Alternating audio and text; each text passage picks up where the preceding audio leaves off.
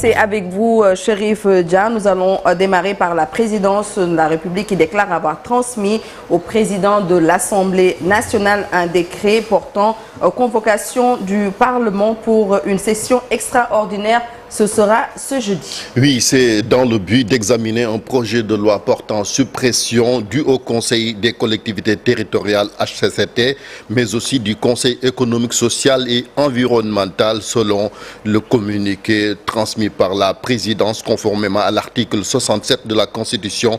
Le président de la République, comme vous l'avez dit, a transmis au président de l'Assemblée nationale le décret portant convocation de l'Assemblée nationale en session extraordinaire. Ce sera ce jeudi 29 août pour l'examen du projet de loi portant modification de la Constitution et donc la dissolution de ces deux institutions communiquées, signé par le porte-parole de la présidence de la République, Ousseynou Ly.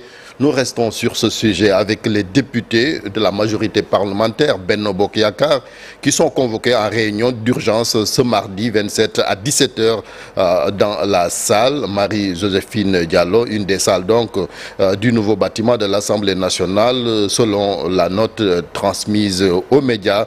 Compte tenu de l'importance de l'ordre du jour, la présence de tous est donc souhaitée. Donc sûrement les députés Sokhna Dieynaba vont se prononcer sur cette nouvelle actualité. Et puis nous allons à Matam, 5 personnes portées disparues après le chavirement d'une pirogue.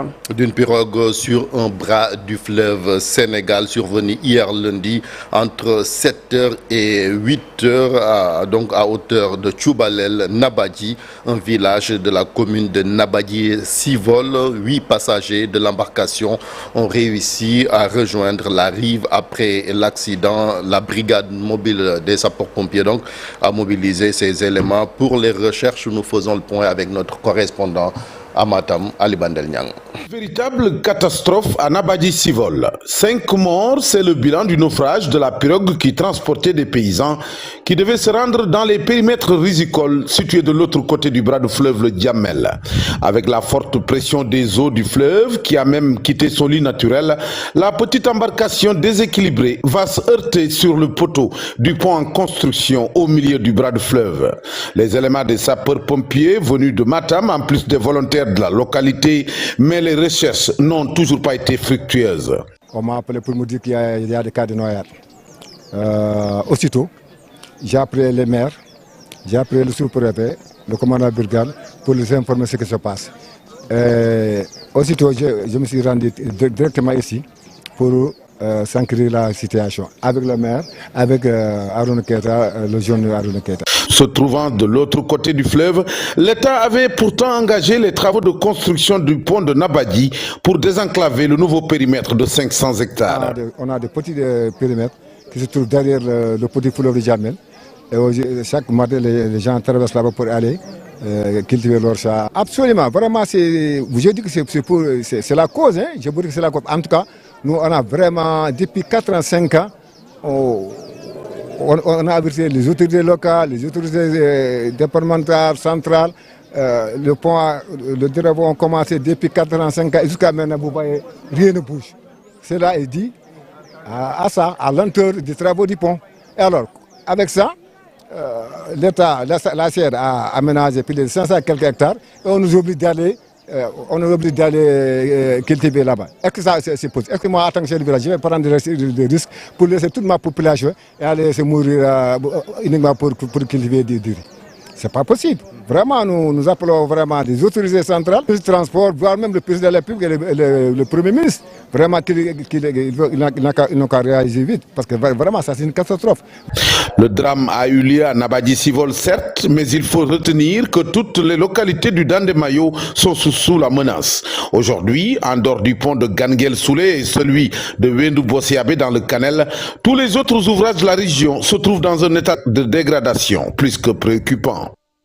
Merci à notre correspondant à Matam, Ali Bandel Niang. Et puis Kafountine, 2 personnes mortes dans 2 naufrages. 2 naufrages, Dieynaba, qui sont survenus entre jeudi et dimanche au large de Kafountine. C'est en Casamance, comme vous l'avez dit. 3 rescapés ont été dénombrés dans les 2 accidents maritimes. Une autre personne portée disparue se serait noyée près du port de pêche de Kafountine. Sa disparition n'a rien à voir avec le naufrage des pirogues selon l'agence de presse sénégalaise. Et puis cette actualité donc judiciaire, les présumés meurtriers de Aziz Dabala et Wali déférés au parquet aujourd'hui. Au parquet, puisque la division des investigations criminelles a bouclé l'enquête sur ce double meurtre survenu la semaine dernière à la cité Technopole à Pikine. Selon le journal Libération, les 6 mis en cause, dont la danseuse Naboulay, seront déférés ce mardi au parquet du procureur de la République près le tribunal de grande instance de Pikine-Guédiawaye. Donc ils sont poursuivis pour association de malfaiteurs, actes de barbarie, vol aggravé et complicité. Il y a aussi un 7e suspect du nom de Fallou Sène qui est activement recherché par les enquêteurs de la division des investigations criminelles. Diaynaba, nous restons sur cette affaire avec c'est parfois une campagne de désinformation dominée sur les réseaux sociaux qui donc choquent les Sénégalais. Comment en est-on arrivé là avec les explications du chroniqueur judiciaire Daouda Mine, directeur de publication du site d'information IGFM? Nous faisons le point avec Habib Faye. 6 personnes ont été interpellées dans l'affaire du meurtre d'Aziz Dabala et de Wali. Cependant, une vague de désinformation anime les réseaux sociaux depuis l'annonce de ce drame. Une liberté d'opinion qui est bien notée dans la constitution du pays. Daouda Mine, chroniqueur judiciaire, fait le point. On ne peut pas reprocher à un journaliste ou bien même à un citoyen ordinaire de donner des informations parce que la liberté d'expression et la liberté de presse sont consacrées par la Constitution. Maintenant, lorsqu'il s'agit de donner des informations, il y a des fondamentaux à respecter. La première des choses, c'est de veiller à la véracité de l'information. La deuxième chose, c'est de veiller à la présomption d'innocence. Et troisièmement, de veiller au respect de l'enquête pour ne pas divulguer des informations qui seront dommageables à l'enquête. Partant de ce fait-là, on estime que ce qui s'est passé dans l'affaire Aziz Dabala, il y a énormément d'informations qui sont classées fake news. Une affaire qui suscite beaucoup de polémiques. Le procureur doit-il faire une sortie pour éclairer la lanterne des Sénégalais? Maintenant, dans ce genre de situation, vu que l'information, cette affaire-là, fait couler beaucoup d'encre et de salive, il reviendrait au procureur de la République de faire une sortie pour couper court aux rumeurs. Il revient également aux autorités chargées de l'enquête de faire une sortie pour donner les bonnes informations à la population sénégalaise qui a le droit de savoir exactement ce qui s'est passé. La circulation de fausses nouvelles est alors punie, dit-il. Après cela, toutes les personnes qui auront commis des infractions quand même pourront être poursuivies par le procureur de la République.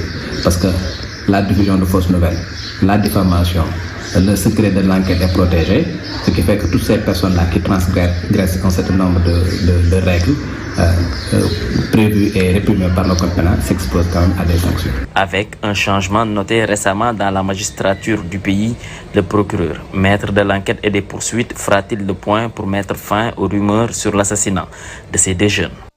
Merci Abig, nous reviendrons donc sur cette affaire et puis parler de cette passation de service au niveau du parquet de Dakar. Le procureur Ibrahim Ndoye, installé dans ses nouvelles fonctions du chef donc du parquet du tribunal de grande instance de Dakar, c'était hier en remplacement de Abdou Karim Diop, affecté à Tambacounda, Magal de Touba, Diaynaba, édition 2024. La police nationale a fait le bilan hier sur 4331 agents déployés dans la ville sainte.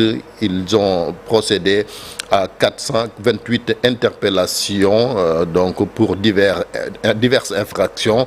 Il s'agit de 3450 kg de chanvre indien et 282 cornets de chanvre indien pour les accidents de la circulation. 54 interventions ont été menées par les policiers. Des consultations médicales aussi ont été effectuées selon toujours la police nationale qui nous a transmis son communiqué. Merci beaucoup Chérif Dia pour cette grande tasse d'actualité matinale. Tout de suite, nous allons voir ce qui se passe sur l'international.